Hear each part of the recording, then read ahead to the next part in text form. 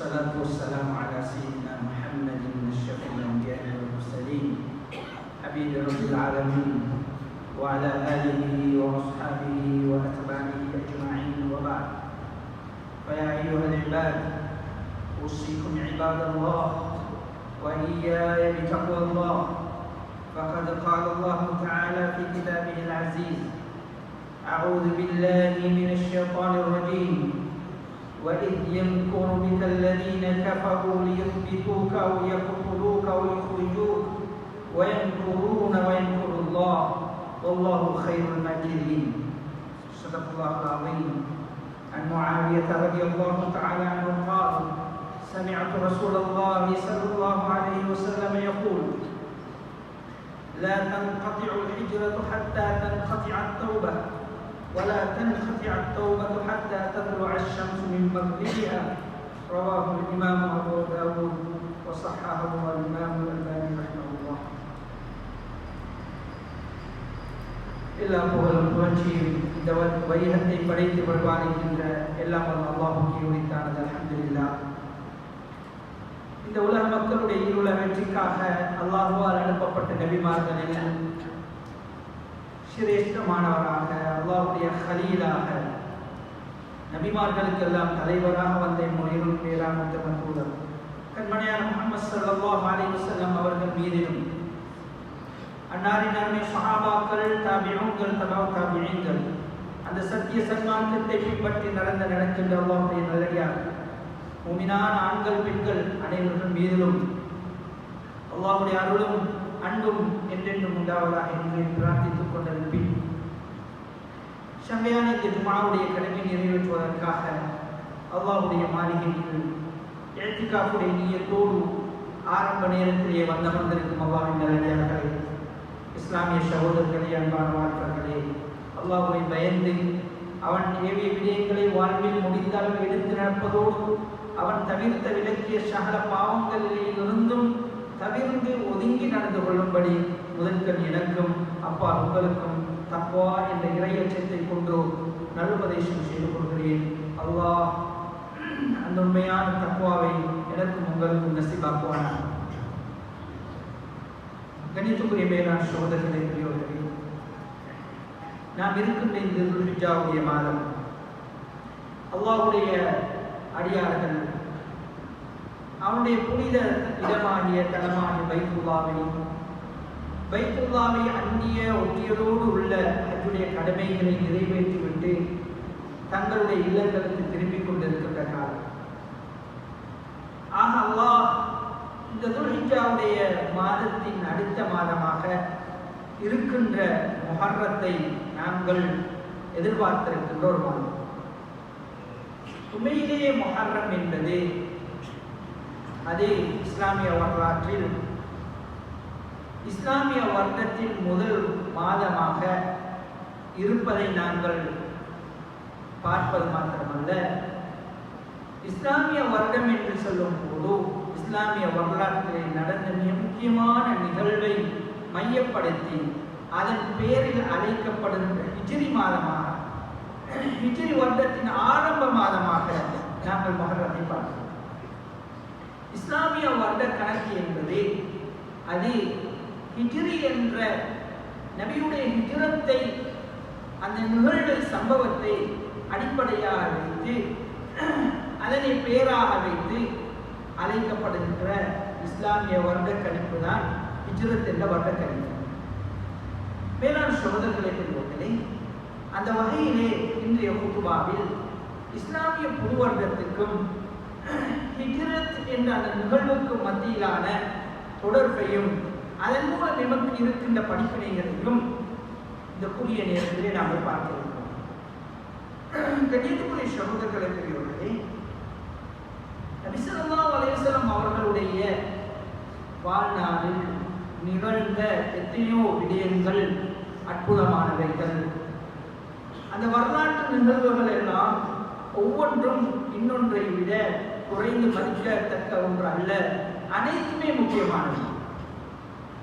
என்றாலும் நபியுடைய இந்த இஸ்லாமிய தாவாவுடைய பிரச்சாரத்தில் ஒரு மைல்கல்லாக பிரதானமான ஒரு திருப்புமுனையாக அமைந்ததுதான் இந்த ஹிஜ்ரத்.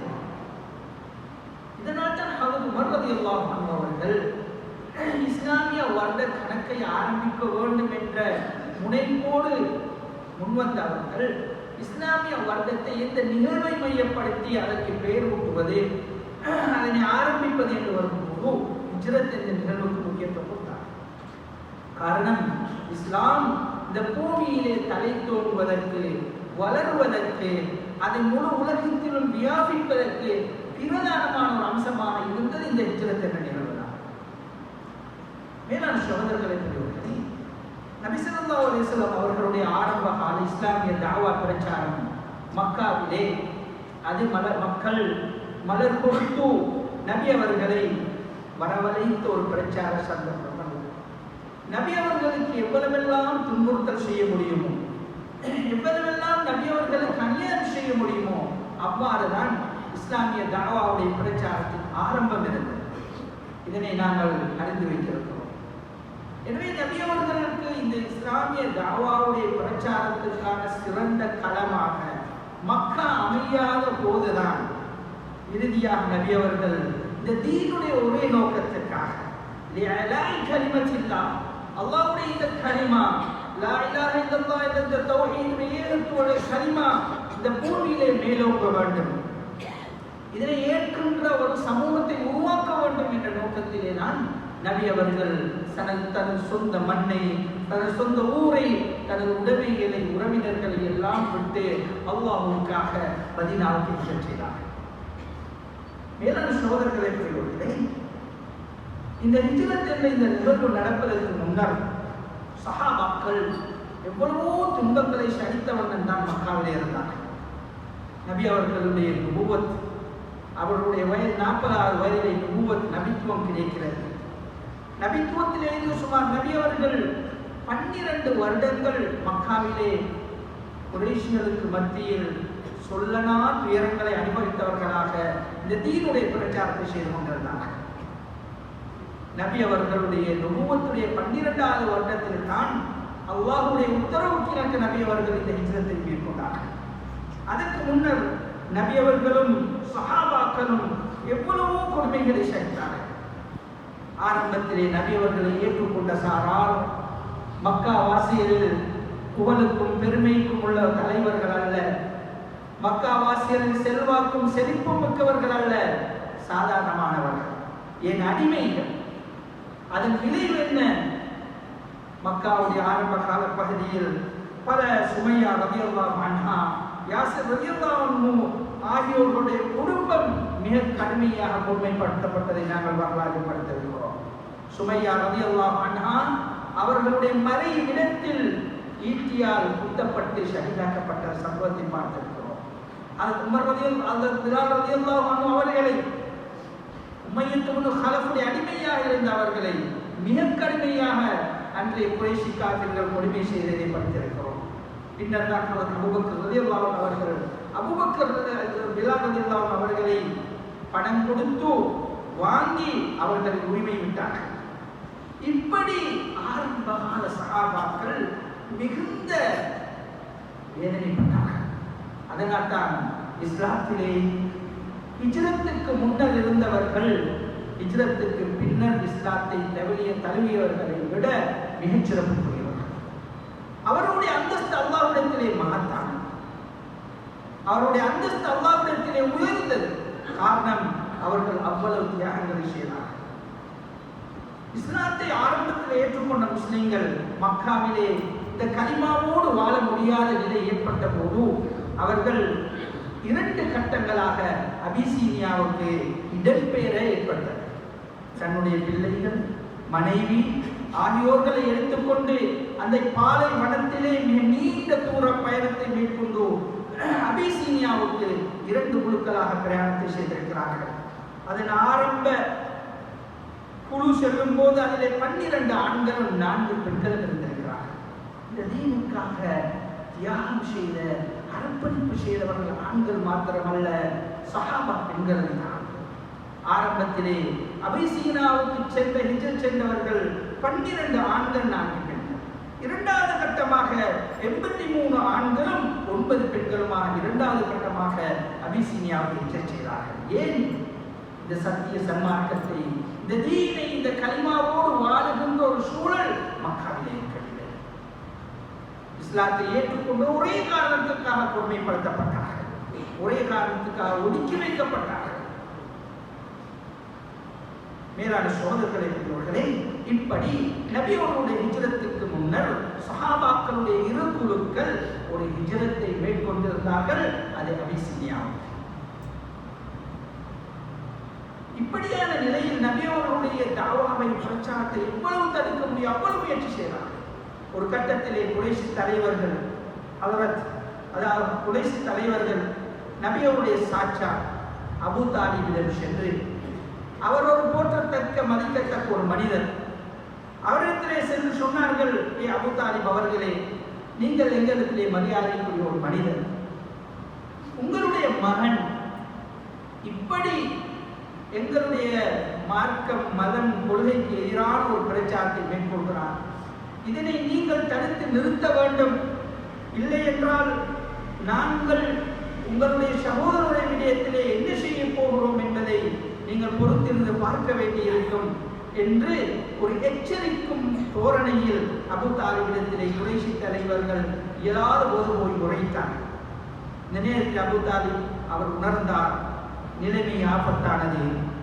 குறைஷி தலைவர்கள் என்னுடைய வாசலுக்கு வந்து என்னிடத்திலேயே இப்படி பேசுகின்ற நிலை வந்துவிட்டதா? நபி அவர்களை அழைத்தார்கள்.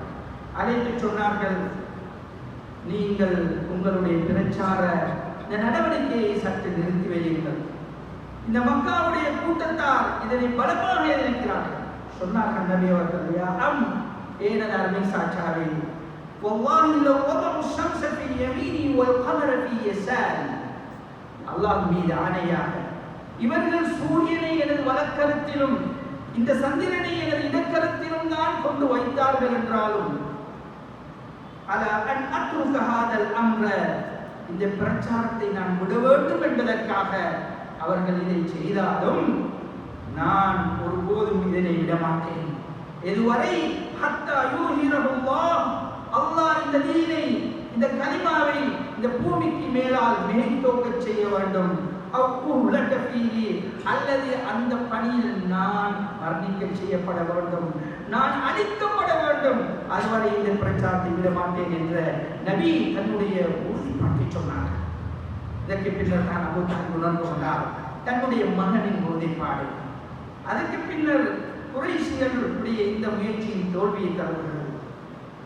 கடைசியாகத்தான் குறைஷிகள் நபி அவர்களை ஏற்றுக்கொண்ட முஸ்லிம்களை தொந்தரவு செய்ய ஆரம்பித்தார்கள்.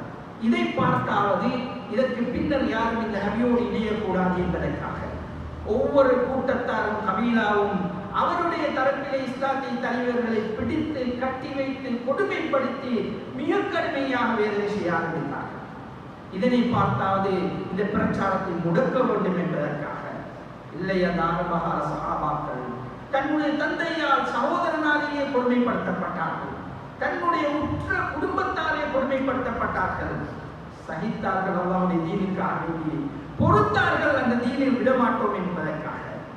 இறுதியில் தான் அவர்களுடைய எல்லா முயற்சியும் தோல்வி அடைய அவர்கள் இறுதியாக நபியை கொலை செய்தால் தான் நாங்கள் இந்த பிரச்சனையிலே இருந்து விடுபட முடியும் என்ற நிலைக்கு வந்தார்கள். நபியை கொலை செய்வதை தவிர அவர் குறைஷி கூட்டத்திலே உள்ள ஒரு நல்ல ஒரு சிறந்த குடும்பத்திலே உள்ளவர், அவருடைய குடும்ப பின்னணியில் சிறந்தவர்கள் இருக்கிறார்கள் என்பதையெல்லாம் பார்க்க முடியாது. நாங்கள் எல்லோருமாக சேர்ந்து இவரை கொலை செய்தால்தான் இந்த பிரச்சனைக்கு தீர்வு என்ற அடிப்படையில் ஒரு முடிவுக்கு வந்தார்கள். இதைத்தான் குர்ஆன் சொல்கிறது, وَإِذْ يَمْكُرُ بِكَ الَّذِينَ كَفَرُوا لِيُثْبِتُوكَ أَوْ يَقْتُلُوكَ أَوْ يُخْرِجُوكَ. நபியே, இந்த குறைஷியர் உங்களை கைது செய்து அடைத்து வைக்க முயற்சித்தார்கள், அல்லது உங்களை கொலை செய்வதற்காக திட்டம் தீட்டினார்கள், அல்லது உங்களை மக்காவிலே இருந்து தூர இடம் ஒன்றுக்கு வெளியேற்றி விட வேண்டும் என்று சூழ்ச்சி செய்தார்கள். ஆனால் வயம்குரூன வயம்குருல்லாஹ், இவர்களும் சூழ்ச்சி செய்ய நினைத்தார்கள், சூழ்ச்சி செய்கிறார்கள். அல்லாஹ்வும் சூழ்ச்சி செய்வதில் மிக தந்திரமானவன். எனவே வல்லாஹு கைருல் மாக்கிரீன், சூழ்ச்சி செய்பவர்களில் அல்லாஹ் தான் சிறந்தவன். சூழ்ச்சியாளர்களுடைய சூழ்ச்சியை எல்லாம் அழிந்த ரப் அல்லாஹ். எந்த குறைஷியர் நபி அவர்களை எந்த வீட்டிலே வைத்து கொலை செய்ய வேண்டும் என்று திட்டமிட்டு அவர்களிடத்திலே இருந்து திடகாத்திரமான வாலிபர்களை தெரிவு செய்து நபி அவர்களை அதிகாலை பொழுதில் கொள்ள வேண்டும் என்பதற்காக இரவோடு இரவாக அவருடைய வீட்டை சுற்றி வளைத்துக் கொண்டார்களோ அதே வீட்டிலிருந்து அல்லாஹ் நபியுடைய ஹிஜ்ரத்துடைய பயணத்தை ஆரம்பிக்க செய்தார். இதுதான் அல்லாஹ்வுடைய மிகப்பெரிய அற்புதமான அவருடைய சக்தி. சூழ்ச்சிக்காரர்களுக்கு மேலால் இருப்பவன் அல்லாஹ் என்ற அந்த ஆற்றலை வெளிப்படுத்தினார். நபி அவர்களை இரவுராக காவல் காத்த வண்ணம் கண்களை அந்த நபி அவர்கள் எப்பொழுது வெளிப்படுகிறார்கள் அதிகாலையில் என்று எதிர்பார்த்த வண்ணம் இருந்த வாளோடு ஏந்தியிருந்த அந்த இளம் வாலிபர்களுக்கு முன்னால் தான் நபி அவர்கள் வீட்டை விட்டு வெளியே தன்னுடைய வேலைகளை ஆரம்பித்தார்கள். இதைத்தான் இந்த குர்ஆனுடைய வசனம் சொல்கிறது.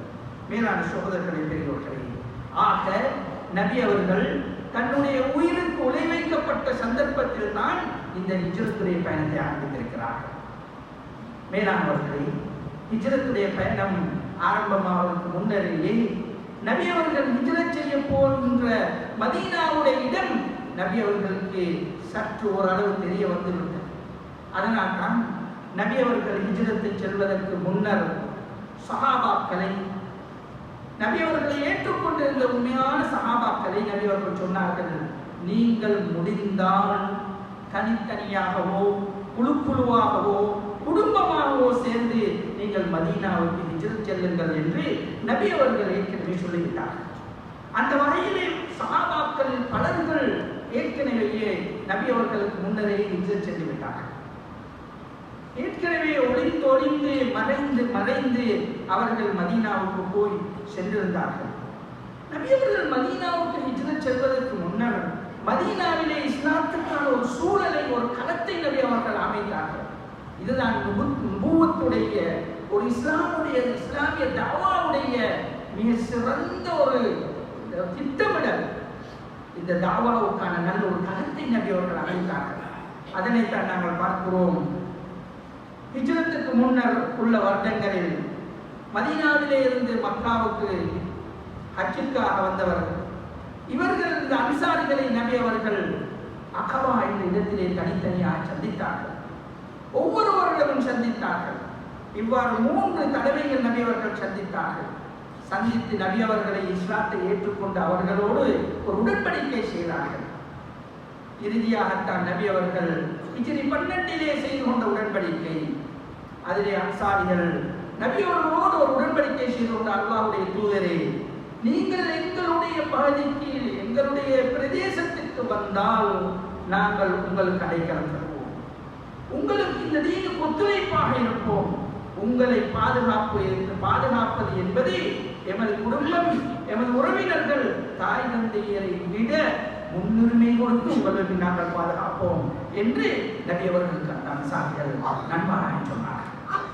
இதுவெல்லாம் நபியுடைய ஹிஜ்ரத்துக்கு முன்னர் மதீனாவிலே நபி அவர்களுக்கான ஒரு களம் உருவானதை வரலாற்றை நாங்கள் பார்க்கிறோம்.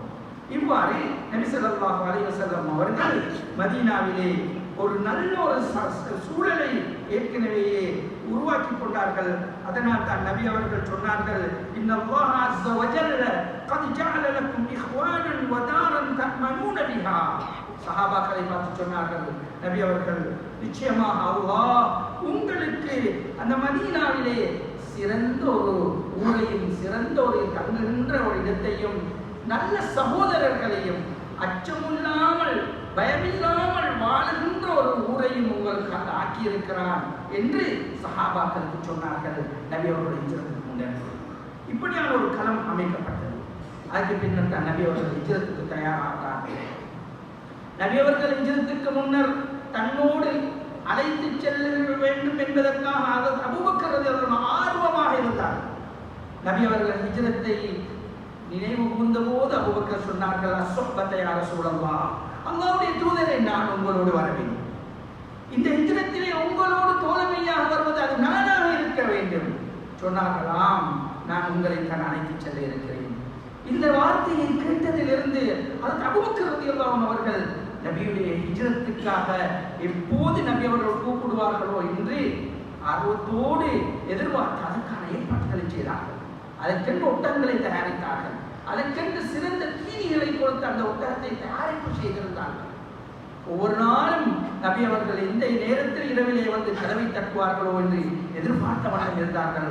அதற்கு அபூபக்கர் சித்திக் மேலான சோதனை பெரியவர்களே, அந்த அடிப்படையில் அதற்கு பின்னர் தான் நபி அவர்கள் ஹிஜ்ரத் செய்ய சொன்னது அல்லாஹ். ஹிஜ்ரத்துக்கான உத்தரவை கொடுத்தது அல்லாஹ். ஆனாலும் நபி அவர்களுக்கு தெரியும், என்னுடைய ஹிஜ்ரத்தின் போது அல்லாஹ் என்னை கைவிட மாட்டான், என்னை பாதுகாப்பான் என்ற நம்பிக்கை நபி அவர்களுக்கு 100% நபி அவர்களுக்கு தெரியும் நம்பிக்கை. ஆனாலும் நபி அவர்கள் வெறும் அந்த நம்பிக்கையோடு தவக்கோடு மாத்திரம் இருக்காமல் அதற்கு என்னென்ன காரண காரியங்கள் அஸ்பாபுகளை செய்ய வேண்டுமோ அதன் அனைத்தையும் செய்தார்கள். எனவேதான் நபி அவர்கள் தன்னுடைய ஹிஜ்ரத்துக்கு செல்வதற்காக வேண்டி மக்காவிலே இருந்து வெளிக்கிளம்பி நேராக தொடர்ந்து மதீனாவுக்கு சென்றால் காபிர்கள் எங்களை வந்து எப்படியும் வழிமறித்து எங்களை தாக்க வழிமறிப்பார்கள், கொலை செய்வார்கள் தெரியும். ஏனென்றால் குறைஷிகள் அவ்வளவு வீரமானவர்கள், வேகமாக ஓடும் குதிரைகள் எல்லாம் இருக்கின்றது. எனவே தொடர்ந்து பிரயாணம் செய்வது நல்லதல்ல. எனவேதான் நபி அவர்கள் ஏற்கனவே முடிவு செய்தார்கள், மக்காவிலே இருந்து இரவோடு இரவாக வெளியிட்டு சௌர் என்ற குகையிலே பேசாமல் ரகசியமாக 3 நாட்கள் பதுங்கி இருக்க வேண்டும். அதற்கு பின்னர் தான் இந்த பிரயாணத்தை தொடர்ந்து செல்ல வேண்டும். நபியுடைய ஒரு திட்டமிடல். அது மாத்திரமல்ல, சௌர் குகையில் 3 நாட்கள் தங்கி இருக்கும் வரை அவர்களுக்கான உணவுக்கான ஏற்பாட்டை அவர்கள் திட்டமிட்டிருந்தார்கள். அது அபூபக்கர் ரலியல்லாஹு அன்ஹு அவர்களுடைய மகள் அஸ்மா ரலியல்லாஹு அன்ஹா இவர்கள் உணவு எடுத்துக் கொண்டு வருவார்கள். இவர்கள் உணவு எடுத்துக் கொண்டு வரும்போது இவருடைய கால் தடம் அந்த மணலிலே புதைந்திருக்கும். இதனை கண்டு காவீர்கள் அடையாளம் தெரிந்து வருவார்களோ என்பதற்காக அதற்கு பின்னர் அப்துல்லா ரலியல்லாஹு அன்ஹு அவர்கள் ஆடுகளை அதற்கு பின்னர் மேய்த்துக் கொண்டு வருவார்கள். இந்த கணங்கள் எல்லாம் அழிந்து போறமா. அது மாத்திரமல்ல, அந்த குகையிலே நபி அவர்களோடும் அபூபக்கரோடும் இரவிலே தங்குவதற்காக வேண்டியும் குறைஷியர்களுடைய செய்திகளை மக்காவுடைய தகவல்களை இவர்களுக்கு கொண்டு சேர்ப்பதற்காக வேண்டி அப்துல்லா ரலியல்லாஹு அன்ஹு அவர்களை அங்கு அவர்கள் ஏற்பாடு செய்திருந்தார்கள். இவர் மக்காவிலே உள்ள இந்த செய்திகளை பரபரப்பான தகவல்களை எல்லாம் அவர் கொண்டு வந்து நபி அவர்களோடு செல்வார்கள். இரவோடு தங்கிவிட்டு தஹஜ்ஜுதிலேயே எழுந்து மக்காவிலே உள்ளவர்கள் காலை நேரத்திலே விழிப்பது போன்று இவரும் மக்காவுக்குள் வந்து சேர்ந்து கொள்வார். அது மாத்திரமல்ல, மக்காவிலே இருந்து மதீனாவுக்கு இந்த ஹிஜ்ரத்தை சரியாக உரிய நேரத்திலே செய்து முடிக்க வேண்டும் என்றால் அதற்கு சரியான பாதையை இனம் காண வேண்டும், இலகிய பாதையை இனம் காண வேண்டும், பாதுகாப்பான பாதையை இனம் காண வேண்டும். வளமையாக செல்லுகின்ற பாதையை தவிர்த்து வேறொரு பாதையை தெரிவு செய்ய வேண்டும். அப்படி என்றால் இந்த பாதைகள் தெரிந்த ஒரு மனிதரை தெரிவு செய்வது தேவை. அதனால் தான் நபி அவர்கள் அப்துல்லா இப்னு உரைக்கிட் என்ற அவர் அந்த நேரத்தில் ஒரு முஸ்லீம் அல்ல, அவர் இஸ்லாத்தை தழுவியிருக்கவில்லை, அவரை தெரிவு செய்தார்கள். அவருடைய நம்பகத்தன்மை நபி அவர்கள் நம்பினார்கள். இவர் முஷ்ரிக்காக இருந்தாலும் எங்களை காட்டிக் கொடுக்க மாட்டார்கள், இவர் எங்களுக்கு உதவியாக இருப்பார் என்ற ஒரு நம்பிக்கையோடு அந்த மனிதரை தெரிவு செய்துதான் நபி அவர்கள் ஒரு வளமையாக செல்லுகின்ற பாதையை தவிர்த்து வேறொரு பாதையின் ஊடாக நபி அவர்கள் மதீனாவை சென்றார்கள். மேலான சோதர்களை பெறுவர்களே, ஏன் இந்த விடயங்களை நாங்கள் இந்த சம்பவத்திலே படிப்பினையாக பெற வேண்டும் என்றால், நபி அவர்களுக்கு ஹிஜ்ரத் செய்ய சொன்னது அல்லாஹ். நபி அவர்கள் ஹிஜ்ரத் சென்று மதீனாவிலே அவர்கள் இஸ்லாமிய பிரச்சாரத்தை செய்வது, இஸ்லாம் உலகத்திலே தலை தோங்கப் போவது எல்லாம் அது அல்லாஹ்வால் முடிவெடுக்கப்பட்ட ஒரு விஷயம். நபி அவர்கள் காவிர்களுடைய கண்களுக்கு முன்னால் சென்றால் கூட பாதுகாப்பு இருக்கும். ஆனால் நபி அவர்கள் அதில் தங்கி இருக்கவில்லை. மாற்றமாக என்னென்ன மனிதனுடைய முயற்சிகள் அஸ்பாபுகள் இருக்கிறதோ அது அனைத்தையும் செய்தார்கள். செய்ததோடு நபிக்கு நம்பிக்கை இருந்தது, அல்லாஹ் ஒருபோதும் எங்களை கைவிட மாட்டார். அந்த நம்பிக்கையை தான் நாங்கள் நபி அவர்கள் சௌரிலே இருக்கிறார்கள். குறைஷி காபிர்கள் நபியோடு ஒளிந்திருக்கின்ற அந்த குகையின் முகடு வரை வந்து விட்டார்கள். அபூபக்கர் ரலியல்லாஹு அன்ஹு சொன்னார், அல்லாஹ்வுடைய தூதரே, மேலே இதோ நிற்கிறார்கள், அவருடைய கால் பாதங்கள் எங்களுக்கு விளங்குகிறது, அவர்களில் யாராவது ஒருவர் குனிந்து பார்த்தால் எங்களை கண்டுகொள்வாரே. இந்த நேரத்திலே தான் நபி அவர்கள் சொன்னார்கள், இது ஹுமா ஃபில் காரி இத் யகூலு லிசாஹிபிஹி லா தஹ்சன் இன்னல்லாஹ மஅனா.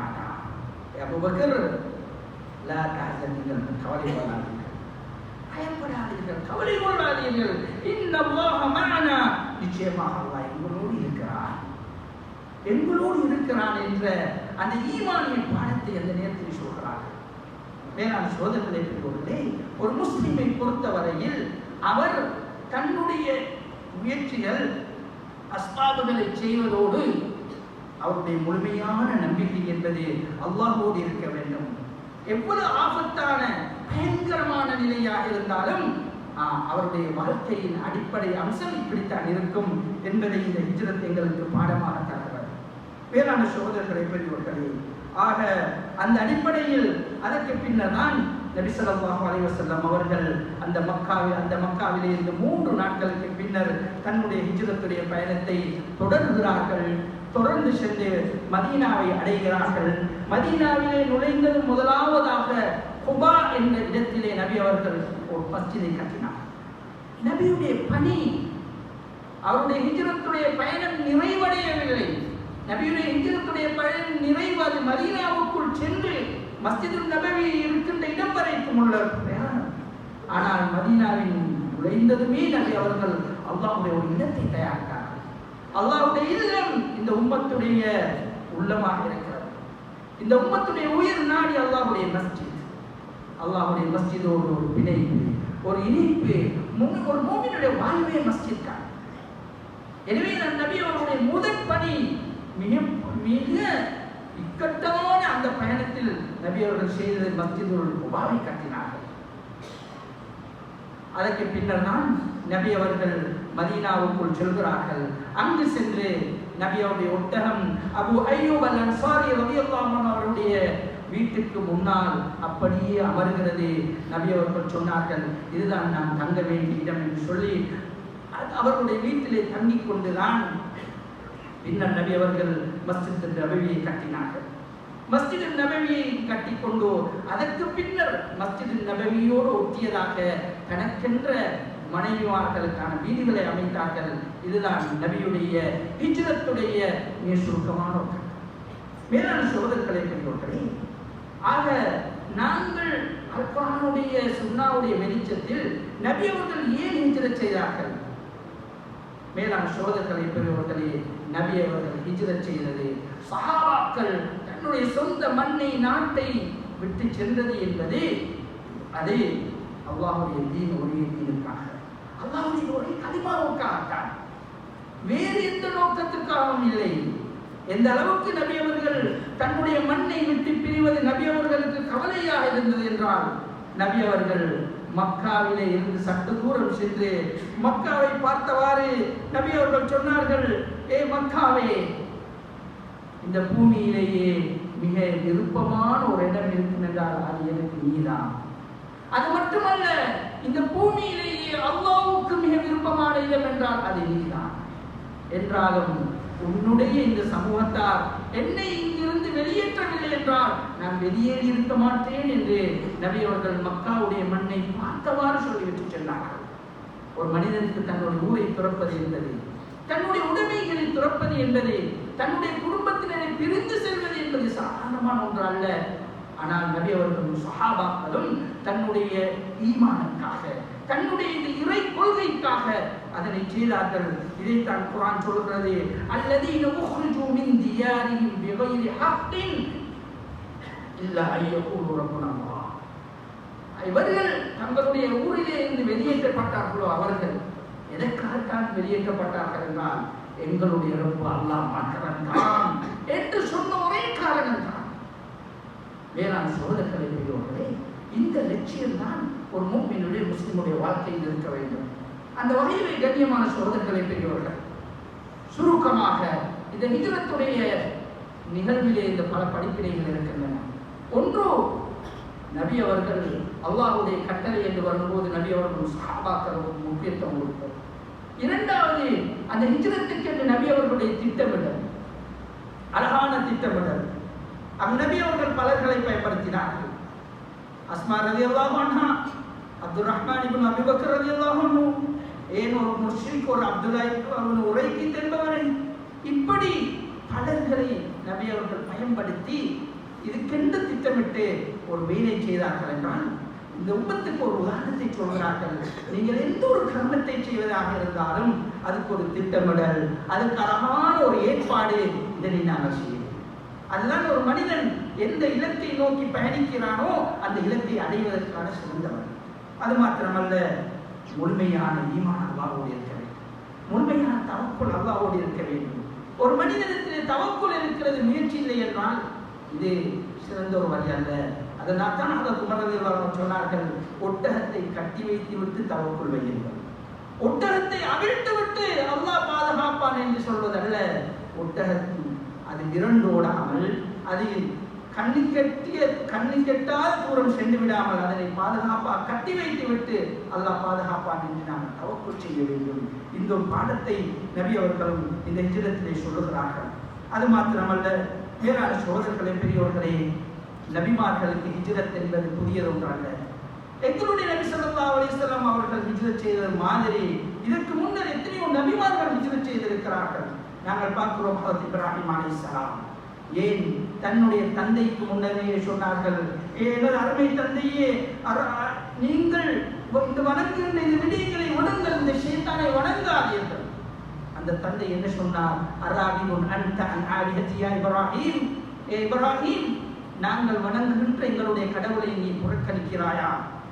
லைலம் தந்தனி லஅர்ஜுமன்னக், நீ இதை விடவில்லை என்றால், இதை நிறுத்திக் கொள்ளவில்லை என்றால் உன்னை கல்லால் எரிந்து கொள்வோம், அல்லது எங்களை விட்டு நீ சென்று விட வேண்டும், எங்களோடு உனக்கு வாழ முடியாது. ஹஜ்ரத் இப்ராஹிம் அலைஹிஸ்ஸலாம் தனது சொந்த தந்தையை விட்டு அல்லாஹ்வுடைய தீனுக்காக சென்றார்கள். அது மாத்திரமல்ல, ஹஜ்ரத் ஷுஐப் அலைஹிஸ்ஸலாம் அவர்களை பார்த்து அவர்களுடைய கூட்டத்தார் சொன்னார்கள், என்னென்று சொன்னார்கள்?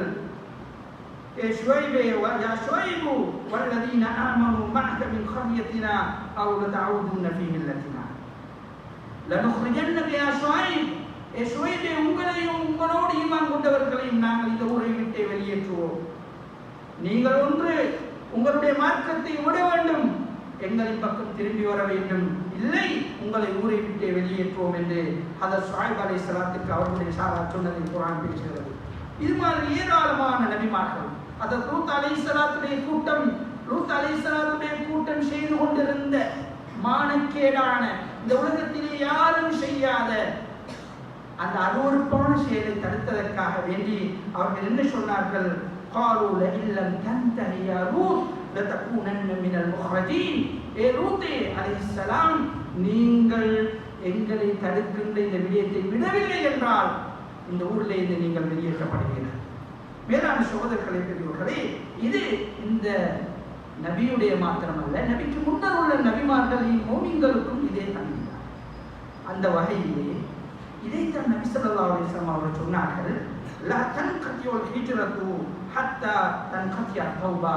உலகத்திலே ஹிஜ்ரத் செல்லுகின்ற இந்த விஷயம் முடிவடையாது எதுவரை தௌபா முடிவடையவில்லை.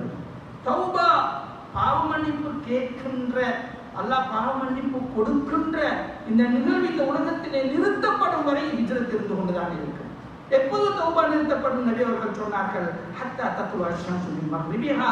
ஒருபோது உலகத்திலே இந்த சூரியன் இப்போது கிழக்கில் உதித்து மேற்கில் மறைகிறதோ அதே போன்ற ஒரு நேரம் வரை இருக்கிறது. மாற்றமாக மேற்கில் உதித்து அது மேற்கில் உதிக்க ஆரம்பிக்கும். இதுவரை தௌபா இருக்கும், இதற்கு பின்னர் தௌபா இருக்காது. இதுவரைக்கும் ஹிஜ்ரத் இருக்கும் என்று செய்தி சொன்னார்கள். அப்படி என்றால் ஒரு மனிதன் தன்னுடைய தீனுக்காக, தன்னுடைய மார்க்கத்திற்காக, தன்னுடைய பேணுதலுக்காக ஒரு இடத்திலே வாழ்வது பொருத்தமில்லை என்றால் பொருத்தமான இடத்தை தெரிவு செய்யும். பொருத்தமான இடத்தை தெரிவு செய்யும். ஒரு முஸ்லிம் தொழிலுக்கு செல்வதோ வாழ்வதோ எதுக்காக தெரிவு செய்கின்ற இடமாக இருந்தாலும் அவனுடைய அடிப்படை தீனாக இருக்கும். எனக்கு தீனோடு வாழ முடியுமா? தீனுடைய சூழல் இருக்குமா, தொழுவதற்குரிய வாய்ப்பு இருக்குமா, ஜும்மாவுக்கான வாய்ப்பு இருக்குமா, இதனை பார்த்துத்தான் அவர் தன்னுடைய ஒரு இடத்தை தெரிவு செய்ய வேண்டும். இதைத்தான் சொல்றார். எந்த இடத்தில் தீனோடு வாழ்வது பொருத்தமில்லையோ அவர் இன்னொரு இடத்துக்கு ஹிஜ்ரத் செய்ய வேண்டும். இதைத்தான் அல் குர்ஆன் சொல்கிறது. இன்னல்லதீன தவஃபாஹுமுல் மலாயிகத்து ஸாலிமி அன்ஃபுஸிஹிம். சில மனிதனுடைய ரூஹை எடுக்க மலக்கள் வருவார்கள். அவர்கள் உலகத்திலே அல்லாஹ்வுடைய கடமைகளை புறக்கணித்து செய்யாத நிலையிலே மரணத்தை தழுவ இருக்கிறார்கள். இந்த நேரத்திலே மலக்கள் கேட்பார்கள் அந்த மரண தருவாயில், காலு ஃபீம குன்தும், இந்த உலகத்திலே வாழுகின்ற போது தீனுடைய விஷயத்திலே எதிலே நீங்கள் இருந்தீர்கள், எதிலே வாழ்ந்தீர்கள்? அவர்கள் சொல்வார்கள், குன்னா முஸ்தலாஃபீன ஃபில் அர்த், நாங்கள் பூமியிலே அல்லாஹ்வுடைய கடமையை செய்வதற்கு முடியாதவர்களாக, பலவீனர்களாக, அந்த கடமையை செய்வதற்கான சூழல் அற்றவர்களாக இருந்தோம் என்று சொல்வார்கள். மலக்குகள் சொல்வார்கள், அலம் தகும் அர்துல்லாஹி வாசிஅத்தன் ஃபதுஹாஜிரு ஃபியா, அல்லாஹ்வுடைய இந்த பூமி உங்களுக்கு விசாலமாக இருக்கவில்லையா? ஒரு இடம்தான் பொருத்தமில்லை என்றால் இன்னொரு இடத்துக்கு நீங்கள் ஹிஜ்ரத் செய்திருக்கலாமே.